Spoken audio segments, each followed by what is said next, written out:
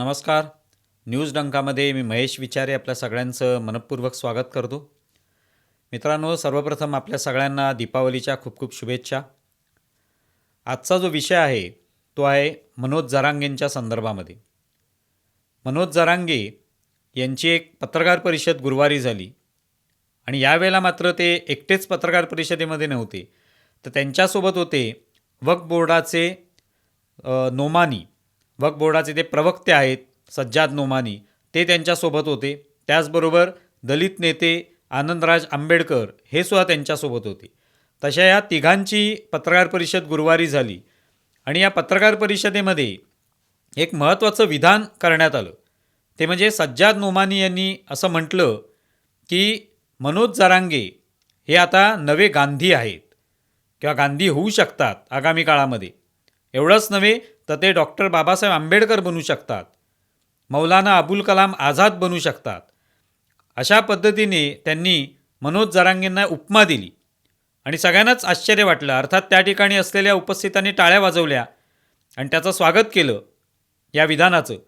पण जे बघणारे आहेत प्रेक्षक, ज्यांनी ही सगळी पत्रकार परिषद बघितली, त्यांना आश्चर्य वाटलं असेल की जरांगे एक अंतरवाली सराटीमध्ये उपोषण करणारे नेते, मराठा आरक्षणासाठी पुढाकार घेणारे नेते, त्यासाठी आंदोलन करणारे नेते अचानक एकदा महात्मा गांधींच्या पंक्तीत जाऊन बसले, डॉक्टर बाबासाहेब आंबेडकरांच्या पंक्तीत जाऊन बसले. तर याविषयी निश्चितपणे लोकांच्या मनामध्ये आश्चर्याची भावना निर्माण झाली असेल.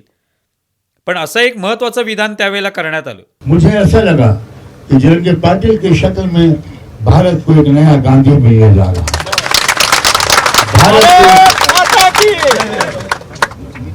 जरंगे पाटिल की शक्ल में भारत को एक नए बाबा साहब डॉक्टर अम्बेडकर मिलने वाले। जरंगे पाटिल की शक्ल में भारत को एक नए मौलाना अबुल कलाम आजाद मिलने वाले।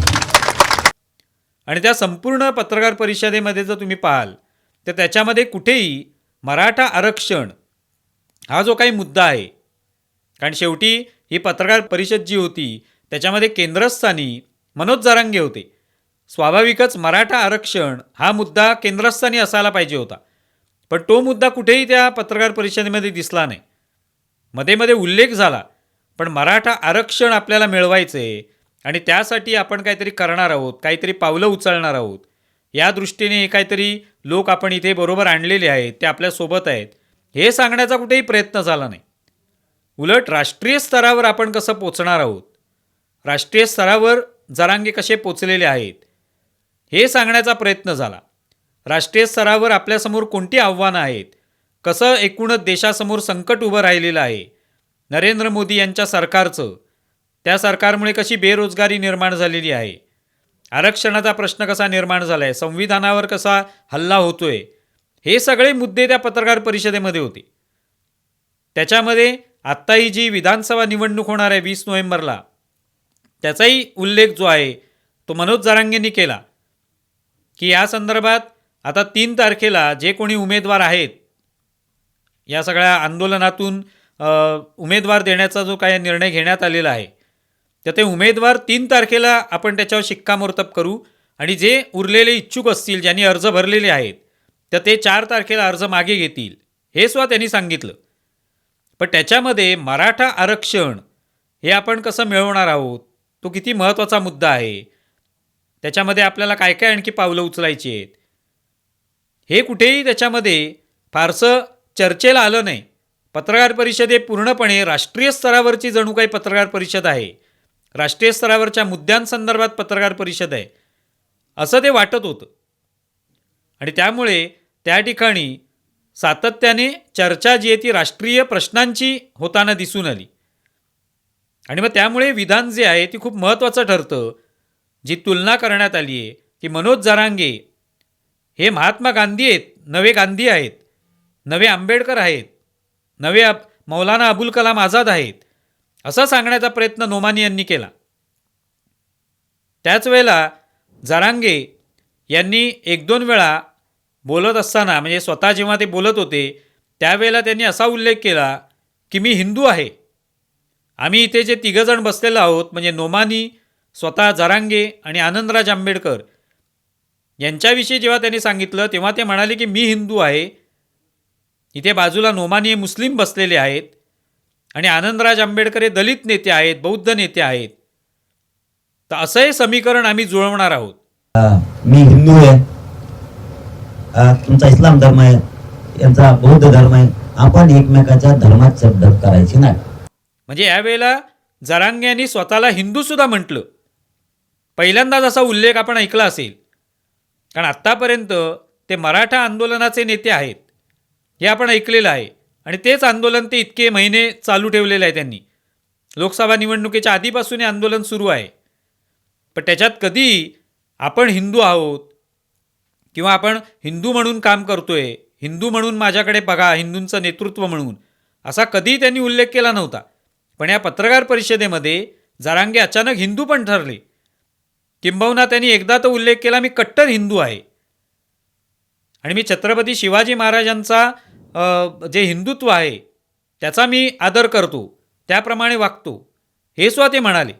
मी कट्टर हिंदू आहे, मी छत्रपतींचं हिंदुत्व मला मान्य आहे. आणि त्यामुळे आश्चर्यात भर पडते की एकीकडे नोमानी जे आहेत ते त्यांना गांधींची उपमा देतात, डॉक्टर आंबेडकरांची उपमा देतात, दुसरीकडे स्वतःच जरांगे मी हिंदू आहे किंवा कट्टर हिंदू आहे असं म्हणतात. त्यावरनं प्रश्न मनात निर्माण होतो की जरांगे यांचं मराठा आंदोलन शिल्लक राहिले का, की ते आता हळूहळू दुय्यम स्थानी गेलेलं आहे किंवा तिय्यम स्थानी गेलेलं आहे आणि आता ते एकदम राष्ट्रीय नेतृत्व बनण्याची स्वप्न बघू लागलेले आहेत.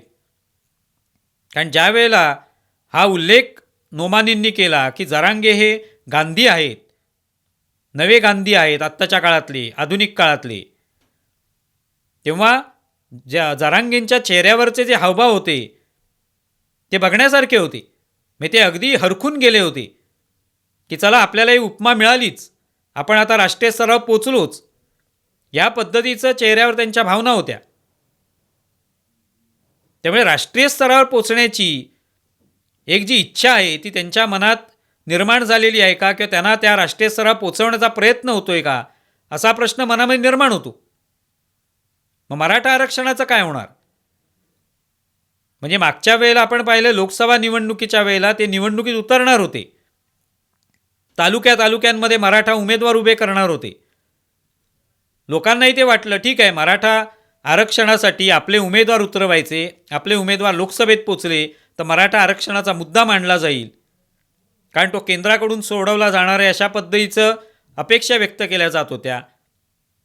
लोकांना ते ठीक वाटलं की ठीक आहे, तुम्हाला उमेदवार उभे करता येऊ शकता, लोकशाही आहे, तुमचा उमेदवार निवडून आणू शकता जो लोकसभेमध्ये जाऊन मराठा आरक्षणाचा मुद्दा उपस्थित करेल, त्याविषयी संघर्ष करेल. पण त्या निवडणुकीत काय ते उतरले नाहीत. आता विधानसभा निवडणुकीसाठी त्यांनी तयारी केली की आपण विधानसभा निवडणुकीत उतरायचं.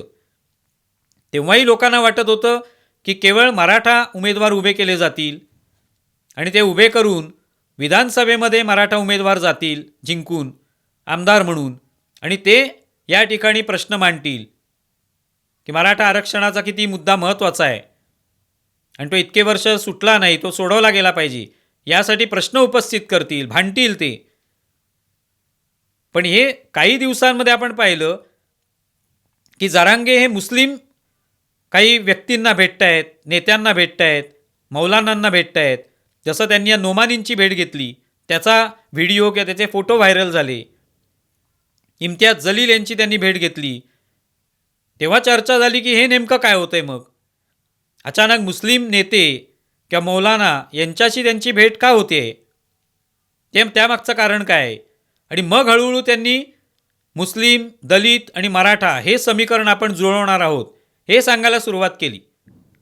आणि आता पत्रकार परिषदेमध्ये ते म्हणतात की जिथे मराठा उमेदवार उभा असेल तिकडे त्याला मुस्लिम जे तिकडचे असतील त्या भागामधले ते सगळे मुस्लिम हे त्या मराठा उमेदवाराला मतदान करतील, सगळे दलित असतील तेवढे सगळे त्या मराठा उमेदवाराला मतदान करतील. जिकडे आमच्या सहमतीने एखादा मुस्लिम उमेदवार असेल त्याला सगळे मराठा मतदान करतील, सगळे दलित त्याला मतदान करतील, आणि आमच्या सहमतीतून आलेला एखादा दलित उमेदवार असेल तर त्याला मराठा मतदान करतील आणि मुस्लिम मतदान करतील, असं हे समीकरण असणार. आणि आपण त्या माध्यमातून तिकडचा जो काही आत्ताच्या सत्ताधारी पक्षातला उमेदवार असेल त्याला पाडायचं. आणि आपण सत्तेत जायचं, हे स्वप्न त्यांनी बघितलेलं आहे. मग ते बघायलाही हरकत नाही, पण अचानक ही जी काही भूमिका त्यांची बदलत चाललेली आहे. सुरुवातीला ठीक होतं, सगळे सोयऱ्यांचा मुद्दा होता, ओबीसीमधनंच आरक्षण द्या किंवा सगळ्याच मराठ्यांना कुणबी प्रमाणपत्र द्या, हा वारंवार मुद्दा ते उपस्थित करत होते.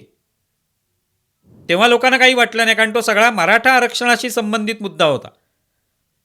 पण तरी त्यांचे रोज नवीन मुद्दे येत होते, त्याबद्दल लोकांना आश्चर्य वाटत होतं. पण निदान ते मराठा आरक्षणासंदर्भात तरी होते.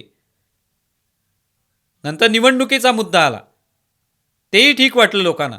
पण आता तर त्यांनी दलित, मुस्लिम आणि मराठा असं समीकरण करण्याचा प्रयत्न केला आहे. पण आता ते मराठा म्हणून म्हणत असले तरी स्वतःला ते आता हिंदू पण म्हणतायत, कट्टर हिंदू पण आहे असं म्हणतायत.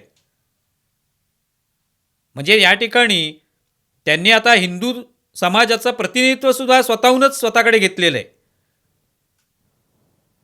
तर अशा प्रकारे जरांगे हे कुठे राष्ट्रीय स्तरावर जाण्याचा प्रयत्न करतायत का, राष्ट्रीय नेतृत्व बनण्याचा प्रयत्न करतायत का? काही वर्षांपूर्वी आपल्याला माहिती आहे, अण्णा हजारे जे त्यांचं आंदोलन गाजलं होतं, अण्णा हजारे राष्ट्रीय स्तरावरचे एक नेते बनले होते आणि त्या आंदोलनात शिरून अनेकांनी स्वतःचा उखळ पांढरं करून घेतलं, स्वतःचा फायदा मिळवला.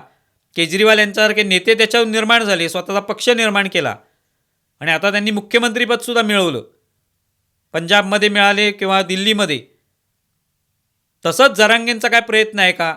आणि तसा जर प्रयत्न असेल तर तो तिथे दिसतोय, कारण या पूर्ण पत्रकार परिषदेत मराठा आरक्षणा मुद्दा दिसत नाही. आणि जर त्यांना मुस्लिमांची, दलितांची मतंही पाहिजेत, तर याचा अर्थ मराठेच आता जरांगे यांच्यासोबत फारसे राहिलेले नाहीत का? अशी त्यांना भीती वाटते का की फक्त मराठा मतदारांच्या जोरावर आपला मराठा उमेदवार जिंकून आणायचा? तर ते शक्य नाही आहे असं त्यांना वाटू लागलेलं आहे का? आणि ते का वाटतंय? कारण त्यांच्या मागचा जो पाठिंबा आहे मराठा सगळ्या मतदारांचा, तो कमी झालेला असणार. म्हणूनच त्यांना आता मुस्लिम मतदार, दलित मतदार यांची आवश्यकता भासलेली आहे. तुम्हाला या संदर्भात काय वाटतंय जरूर कळवा. आमचा व्हिडिओ जास्तीत जास्त लाईक करा, शेअर करा आणि आमचे यूट्यूब चॅनल सबस्क्राईब करा. धन्यवाद. आमचा व्हिडिओ जास्तीत जास्त लाईक करा, शेअर करा आणि आमचे यूट्यूब चॅनल सबस्क्राईब करा. धन्यवाद.